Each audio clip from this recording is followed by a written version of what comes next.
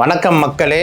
இன்றைக்கி இந்த மூக்கில் நிறைய பேர் தண்ணி தும்பல் அப்படின்னு சொல்லிட்டு ரொம்ப அவதிப்பட்டுக்கிட்டு இருப்பாங்க. இன்றைக்கி ரொம்ப இம்பார்ட்டண்ட்டாக இந்த மூக்கில் தண்ணி தும்பல்னு அவதிப்படுறவங்களுக்கான ஒரு வீடியோ. அந்த கண்டிஷன் பேர் தான் அலர்ஜிக் ரைனைட்டிஸ். ஓகேங்களா, நான் அலர்ஜிக் ரைனைட்டிஸ் அப்படின்னு சொல்லிட்டு மூக்கில் வர அந்த அலர்ஜி பிரச்சனைக்கு காரணங்கள், அறிகுறிகள், தீர்வுகள் என்ன நம்ம முடிஞ்ச அளவுக்கு செய்யலாம் அப்படின்னு சொல்லிட்டு கொஞ்சம் விரிவாக பார்த்துருவோம். வாங்க வீடியோவில் செல்லலாம்.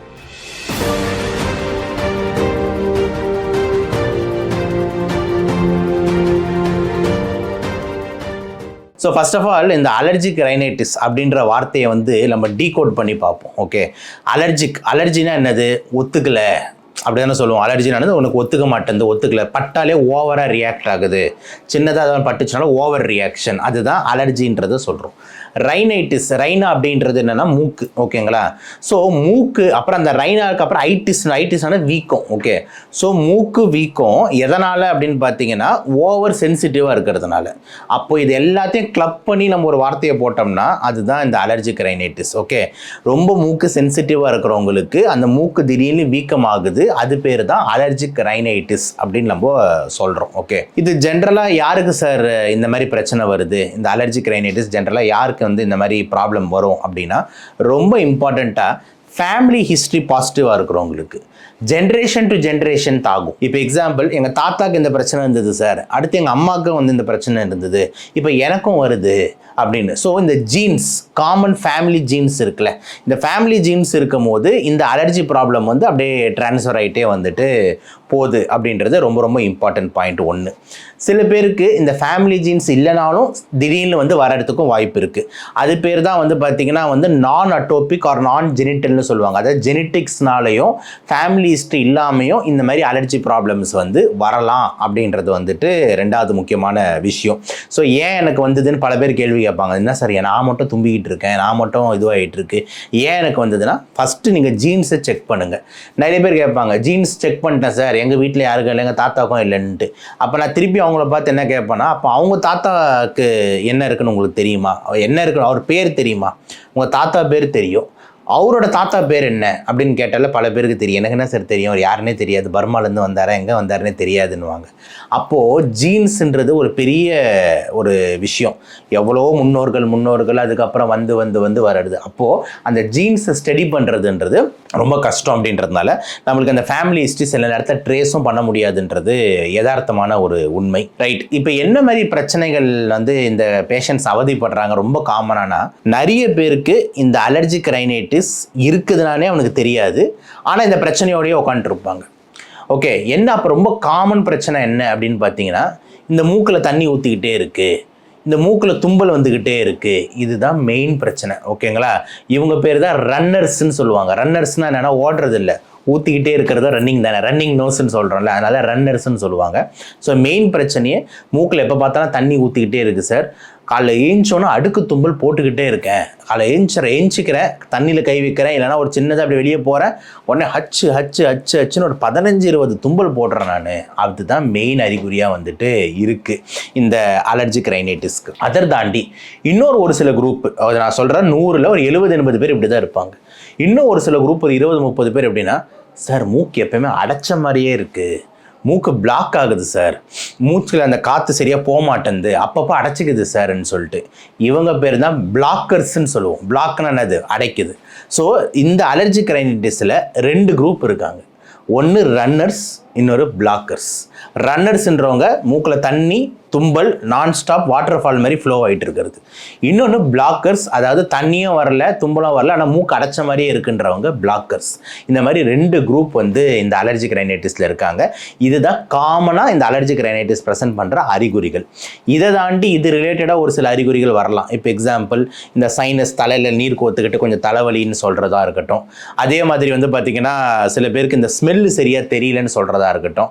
இந்த மாதிரி விஷயங்களும் நம்மளுக்கு வரலாம் அப்படின்றது எக்ஸ்ட்ரா சிம்டம்ஸாக இருக்குது. ரெண்டாவது விஷயம் இதில் மாதிரி இந்த அலர்ஜிக் ரைனைட்டிஸ் எதனால் தூண்டப்படுது, இது ரொம்ப ரொம்ப முக்கியம். ஏன்னா இந்த மாதிரி பேஷண்ட்ஸ் சில பேர் வருஷம் ஃபுல்லாக தொந்தரவாகவும் இருப்பாங்க, சில பேர் சீசனில் மட்டும் தொந்தரவாக இருப்பாங்க, சில பேர் வேலைக்கு அந்த பர்டிகுலர் வேலைக்கு போகும்போது தொந்தரவாக இருப்பாங்க. அந்த மாதிரி எல்லாருமே இடத்துக்கு இடம் வந்துட்டு அந்த பிரச்சனைகள் மாறும், ஏறும், இறங்கும் அப்படின்றது ஒரு யதார்த்தமான ஒரு விஷயமா வந்து இருக்குது. இப்போ எக்ஸாம்பிள் ஃபஸ்ட்டு ஒரு எக்ஸாம்பிள் எடுத்துப்போம். இந்த அக்டோபர் நவம்பர் இந்த குளிர் மழை சீசனில் தான் சார் எனக்கு இந்த மாதிரி தண்ணி தும்பல் அதிகமாக இருக்குது.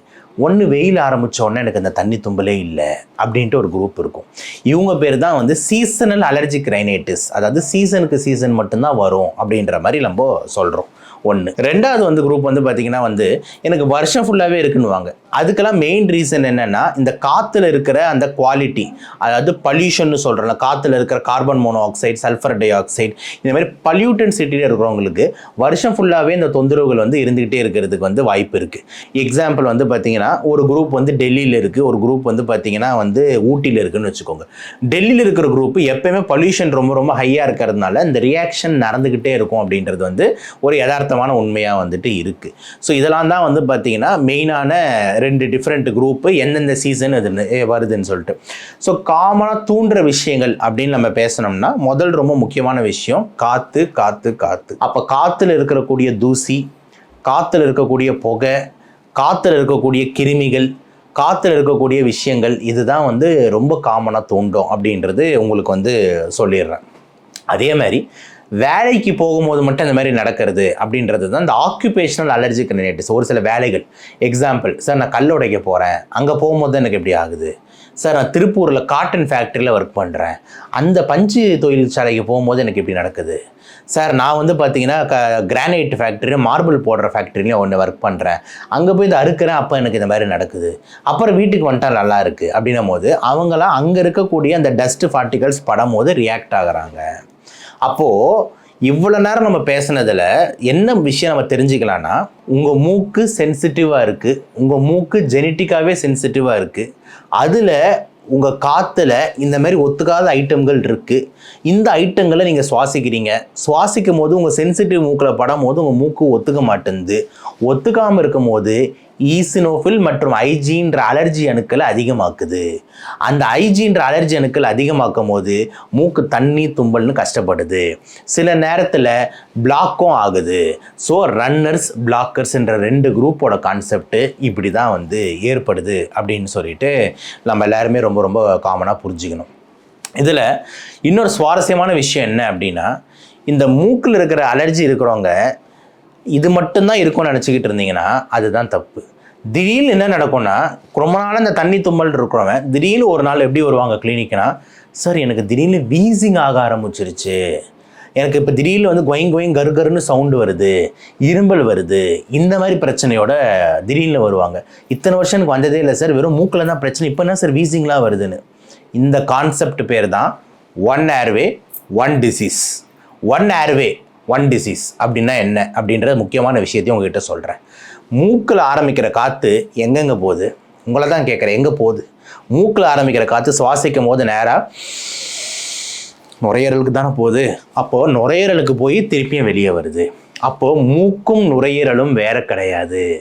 மூக்கு ஒரு என்ட்ரி ரூட், அவ்வளோதான். It's an entry route to take the air to the end of the lungs அப்படின்ற நம்ம சொல்கிறோம். அப்போது இந்த மூக்கில் இருக்கிற தூசி புகை இதெல்லாம் வந்துட்டு இந்த இடத்துல ரியாக்ட் பண்ணுதுன்னா, சேம் தூசி புகை நுரையீரலில் ரியாக்ட் பண்ணாதான். அப்போ நுரையீரலில் ரியாக்ட் பண்ணும் போது தான் அப்போ லங்ஸில் வீசிங் வருது. அந்த நோய் பேர் தானே அங்கே ஆஸ்துமான்னு நம்ம அழைக்கிறோம். அப்போது ஒரே காற்று வலி தான், ஒரே நோய் தான். அந்த நோய் பேர் வந்து அலர்ஜி அப்படின்னு சொல்லிட்டு ரொம்ப அழகாக மெடிக்கல் டெக்ஸ்ட் புக்கில் கொடுத்துருப்பாங்க.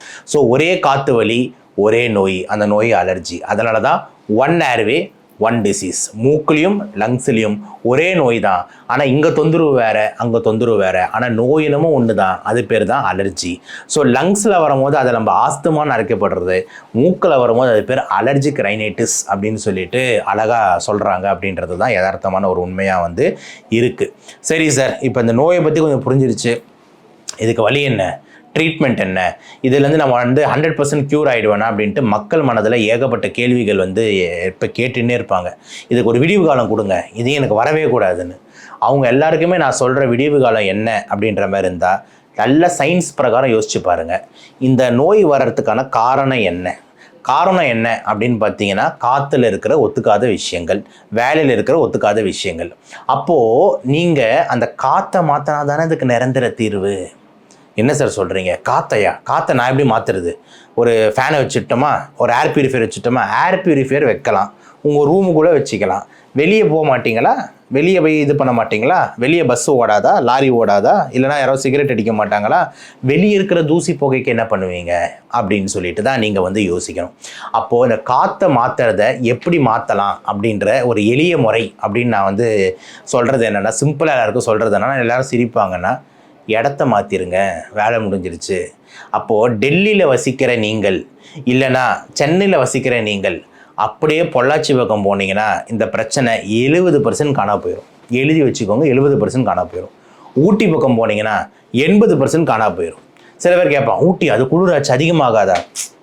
காற்றோட குவாலிட்டி தான் இங்கே முக்கியம். காற்று இருக்கிற சில்னஸ்லாம் முக்கியம் கிடையாது. காற்று எவ்வளோக்கெவ்வளோ சுத்தமாக இருக்கோ இந்த அலர்ஜிக் ரைனைட்டிஸ்க்கு ஒரு பெரிய தீர்வாக வந்து இருக்கும். அப்படியே இந்த ஊரே இந்தியாவே காலி பண்ணிவிட்டு லண்டன், யூகே, யூஎஸ்ன்னு செட்டில் ஆகிட்டிங்கன்னா இந்த அலர்ஜிக் ரைனைட்டிஸ்க்கு ஒரு குட் பை சொல்லிவிட்டு இங்கே போயிடலாம். ஓகே சார், இதெல்லாம் எனக்கு புரியுது. பட் ஆனால் வந்து இதுக்காக எனக்கு ஊரை காலி பண்ணிட்டு போக சொல்கிறீங்களே, எப்படி சார் முடியும்? அப்போ நான் இங்கே தானே இருந்தாங்கன்னா, அப்போ இங்கே தான் இருந்தாங்கன்னா உங்களுக்கெல்லாம் ஒரு பழமொழி இருக்குது. என்ன பழமொழி அப்படின்ற மாதிரி எடுத்துக்கிட்டோம்னா வந்துட்டு, பொண்டாட்டி கூடவே இருப்பா ஆனால் கொலை பண்ண மாட்டா அப்படின்ற மாதிரி சொல்லுவாங்க தெரியுமா? அந்த மாதிரி இந்த அலர்ஜிக் ரைனைட்டிஸ்ன்றது மண்டை இருக்கிற வரைக்கும் சளி விடாதுன்னுவாங்களே, அந்த மாதிரி ஒரு கதை தான். ஸோ இந்த அலர்ஜிக் ரைனைட்டிஸ் கூடவே இருக்கும், ஆனால் உங்கள் உயிருக்கு ஆபத்தெல்லாம் பெருசாக கொடுக்காது. அப்பப்போ சண்டை போடும், தொந்தரவு கொடுக்கும், மூக்கில் தண்ணியை ஊற்றும், தும்பலை உற்பத்தி பண்ணுமே தவிர, ஆனால் வந்து உங்கள் உயிருக்கு ஆபத்துன்றது பெருசாக வராது. மண்டை இருக்கிற வரைக்கும் சளி விடாது தான் இந்த அலர்ஜிக் ரைனைட்டிஸ். ஏன்னா நீங்கள் அதில் டெய்லி எக்ஸ்போஸ் ஆகிட்டே இருக்கீங்கன்னா அப்பப்போ ரியாக்ஷன் நடந்துக்கிட்டு தான் வந்துட்டு இருக்கும் அப்படின்றது தான் யதார்த்தமான ஒரு உண்மையாக வந்து இருக்குது. ஸோ இப்போ வந்துட்டு நீங்கள் உங்கள் வீட்டில் வந்து முடிஞ்ச அளவுக்கு எக்ஸ்போஷரை தடுக்கிறதுக்கான வழிகள், எக்ஸாம்பிள் வந்து இந்த பெருக்கிறது, ஒற்றடிக்கிறது, தூசி தட்டுறது, பெட்ஷீட் மாற்றுறது, பாத்ரூம் ஆசிட் ப்ளீச்சிங் கிளீனிங், இந்த மாதிரி ஏரியாஸ்லாம் நீங்கள் கொஞ்சம் போகாமல் இருக்கிறது ஒரு நல்ல இனிஷியேட்டிவாக இருக்கும். அதுமாதிரி வெளியே போகிறீங்க, டூ வீலர்லாம் போகிறீங்கன்னா ஒரு மாஸ்க், ஹெல்மெட் பயன்படுத்துறது ஒரு நல்ல இனிஷியேட்டிவாக இருக்கும். அதேமாதிரி நிறைய பேர் வந்து இந்த வீட்டில் வந்து இந்த செடிகள் இதெல்லாம் வந்து கொஞ்சம் அதிகமாக வளர்க்கணும். சிட்டியில் மரங்கள் அதிகமாக இருக்கணும். எல்லா மரத்தையும் வெட்டிட்டு ஆறெல்லாம் போக்கிட்டு ஃபுல்லாக உட்காந்துக்கிட்டு கட்டணங்கள் டஸ்ட்டு புகையாக கட்டிக்கிட்டு இருந்தோம்னா எங்கே வேலைக்காகும்னு தெரியல. ஸோ இதெல்லாம் வந்து டேக் ஹோம் மெசேஜ். ஸோ இந்த வீடியோவில் வந்து நான் இதோட நிப்பாட்டிக்கிறேன். அடுத்து பார்ட் 2 வரும். பார்ட் 2ல் ரொம்ப சுவாரஸ்யமாக இந்த அலர்ஜிக் ரைனைட்டிஸ்க்கு வந்துட்டு என்ன மாதிரி மருந்துகள் கொடுக்கணும், வீட்டில் என்ன மாதிரி ரெமெடிஸ் பண்ணணும். சில பேர் பார்க்குறேன் சார், இந்த மூக்கில் இந்த தண்ணியை ஊற்றிட்டு இந்த சைடில் வாந்தி எடுக்கிற மாதிரி பண்ணுறான், இதெல்லாம் பண்ணலாமா? இந்த மாதிரி விஷயங்கள் எல்லாம் நம்ம பார்ட் 2ல் விரிவாக டிஸ்கஸ் பண்ணலாம்.